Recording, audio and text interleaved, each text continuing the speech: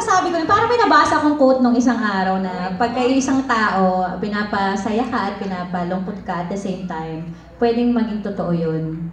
Kasi ibig sabihin, worth it yung tao yun. Kasi yung emotions na, yung emotions na binibigay niya sa'yo, yun na yun. Ay, hindi ko nga din alam din. Ano, pa-fall ka ba o pa-victim? Ay, pa-victim? Maraming beses na? Diyos ko, hindi na ako natututo. Pero naniniwala naman ako, matututo din ako with the right person. Ayun. Kung nasan man siya ba? Bilisan mo naman ang pecha na. Charot. Parinig.com? Ganun lang. Aaron, kailan nagiging creepy lang ang love? When it's... Kasi yung kayo ba maybe na o tutuhanan na? Kasi hindi ba the two of you profess na, na may something was going on between you? Kailan nga to, Tita Ethel? Yung ginagawa pang yung The Face sounds familiar. Actually po kasi matagal na po talaga kaming naging close ni Kakay. Wala pa po siya sa Your Face.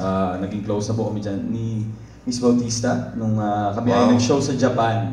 Doon po nag-start yan. So, Ganito ko lang, para alam nila kung paano po nag-start talaga. Kasi syempre, aakusahan din po ako na, pa-fall or ganyan, di ba? So mahirap din naman. Ano nga ba? Pa-fall ka ba? Ay, pa-fall ba ako? Wow! Ewan ko sa'yo.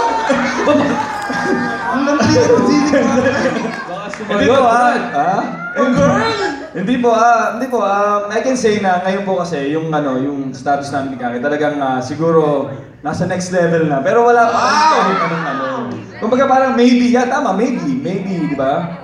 For now, we're just enjoying our company and masaya po, tama si Kakay, pag sinabi mo na masaya and minsan malungkot, minsan nagseselos siya. Joke! Joke lang. Kanino? Hindi, yun po. Basta sa ngayon po, masaya po kami at talagang most of the time po magkasama kami sa work, sa mga out of town shows namin, out of the country. So talaga hindi po maiiwasan na maging close kami ng dental diva niya si Miss Bautista. Wow. Di ba? Okay. Okay na. Ngayon si Jane. Jane. Ay, ito. Ay, seryoso ba to? Sasagutin ko.